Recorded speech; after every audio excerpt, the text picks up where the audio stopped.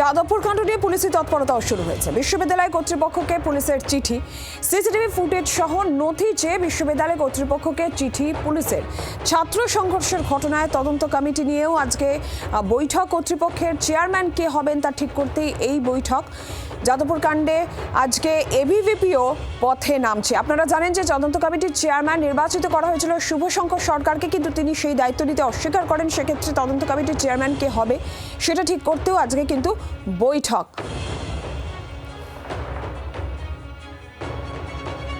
বৃহস্পতিবার সারাদিন ক্যাম্পাসে যেরকম কন্ডিশন ছিল, ক্যাম্পাসটা কন্ডিউসিভ ছিল না।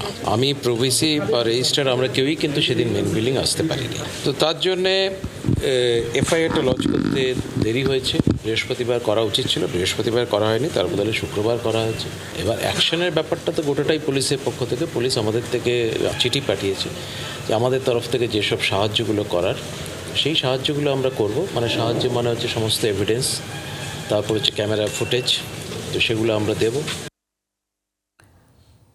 আমরা জানবো বিষয়ে পিয়ালি মিত্র প্রতিনিধি রয়েছেন আমাদের সঙ্গে। পিয়ালি, বিশ্ববিদ্যালয় কর্তৃপক্ষকে ইতিমধ্যেই পুলিশের তরফ থেকে চিঠি গিয়েছে, ঠিক কি বলা হয়েছে চিঠিতে, আর ঠিক কি জানা যাচ্ছে পুলিশি তৎপরতার বিষয়ে? দেখো, তুমি জানো দিন যে ঘটনা ঘটেছিল, তারপরে প্রায় 36 ঘন্টার পর কর্তৃপক্ষ তরফ থেকে একটা অভিযোগ দেয় এবং মামলা রুজু হয়েছে। এবং পুলিশ মামলা রুজু করার পর গতকালকে রেজিস্ট্রারকে একটি চিঠি দিয়েছিলেন এবং সেই চিঠি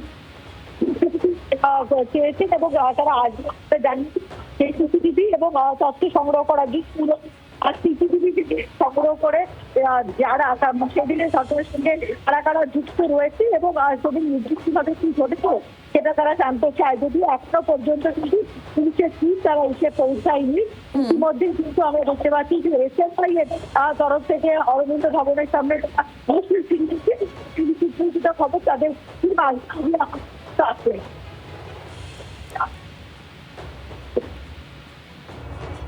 পিয়ালি, ধন্যবাদ তোমাকে। আর এরই পাশাপাশি কিন্তু ছাত্র সংঘর্ষের ঘটনায় তদন্ত কমিটি নিয়েও আজ ফের কর্তৃপক্ষের বৈঠক রয়েছে। এই বিষয় নিয়ে ভিসি কি বলেছেন একবার জানিন।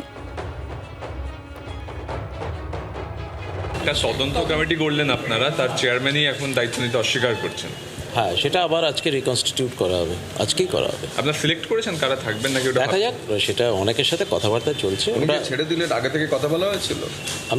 আমি ওনার সাথে কথা বলেছিলাম, পরে যাই হোক উনি লিখেওছেন যে আফটার কেয়ারফুল রিকনসিডারেশন যে আমি এটা মনে করছি যে আমার থাকাটা উচিত হবে না, আর আমি কিছুটা প্রিঅকুপাইড থাকবো, দিল্লিতে যাচ্ছেন। একদিকে যাদবপুর কাণ্ড নিয়ে যেরকম পুলিশি তৎপরতা ইতিমধ্যেই শুরু হয়েছে, সেক্ষেত্রে পুলিশের তরফ থেকে কর্তৃপক্ষকে চিঠি দেওয়া হয়েছে এবং যেমনটা আপনারা শুনছিলেন যে সমস্ত রকম সহযোগিতার আশ্বাস কিন্তু ভিসি দিচ্ছেন। সিসিটিভি ফুটেজ সহ নথি চেয়ে বিশ্ববিদ্যালয় কর্তৃপক্ষকে পুলিশ চিঠি দিয়েছে। এরই পাশাপাশি তদন্ত কমিটি নিয়ে আজকে ফের বৈঠক কর্তৃপক্ষে। তার কারণ এর আগে তদন্ত কমিটি যার নেতৃত্বে চেয়ারম্যান যিনি ছিলেন নির্বাচিত করা হয়েছিল, যাকে শুভশঙ্কর সরকার, তিনি সেই দায়িত্ব নিতে অস্বীকার করেন। সেক্ষেত্রে কে হবেন তদন্ত কমিটির চেয়ারম্যান তা ঠিক করতে আজ যাদবপুর কর্তৃপক্ষের বৈঠক। বাংলার আওয়াজ, বাঙালির আবেগ, জি 24 ঘন্টা।